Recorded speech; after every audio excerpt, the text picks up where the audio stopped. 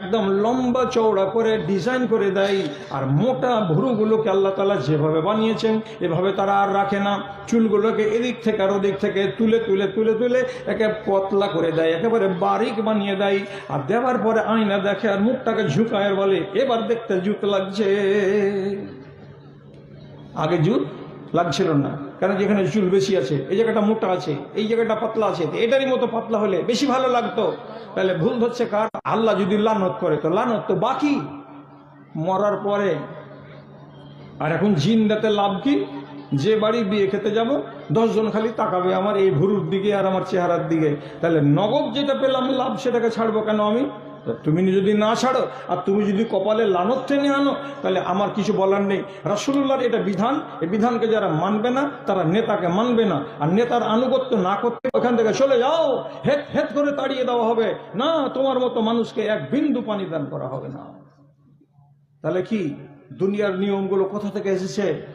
আল্লাহ রাব্বুল আলামিনের নিয়ম থেকে এবং রাসূলুল্লাহর হাদিস থেকেই শিখেছে, আর শিখার পরে এগুলোকে তৈরি করেছে। অতএব নেতার প্রতি ভক্তি প্রদর্শন ইমানদার লোকের সংখ্যা বাড়ছে না।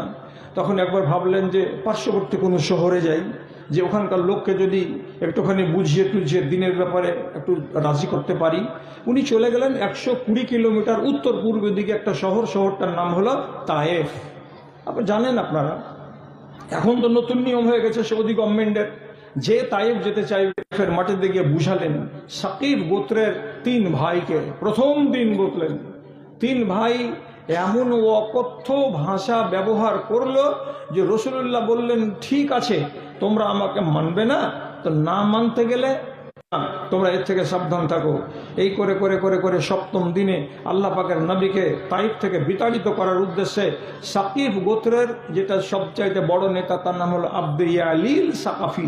আব্দে ইয়ালিল সাকাফি এই আদেশ করলো এবং নিজের টোলার ছোট ছোট ছেলে পিলেগুলোকে বলল এই লোকটাকে পাথর মার। গোলাম পিঠে পাথর পড়েছে, মাথায় পড়েছে, পেটে পড়েছে, পায়ে পড়েছে।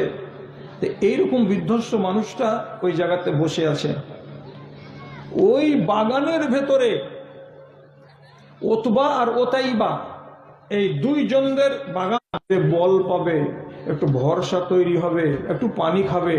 যাদের আরদাস করলো কি ওই খেজুরের গুচ্ছা কটাকে একটা বাসনে করে নিয়ে এসে নবীজি বসে আছেন গমগীন হয়ে ওই জায়গাতে তার সামনে রেখে দিয়ে বলছেন, আসসালামু আলাইকুম। নিয়মিত ইসলামিক ভিডিও পেতে সাবস্ক্রাইব করুন আমাদের ইসলামকে জানার চ্যানেলটি, আর ভিডিওগুলো ফেসবুক বা যে কোনো জায়গায় শেয়ার করে ছড়িয়ে দেন ইসলামের সশত বাণী।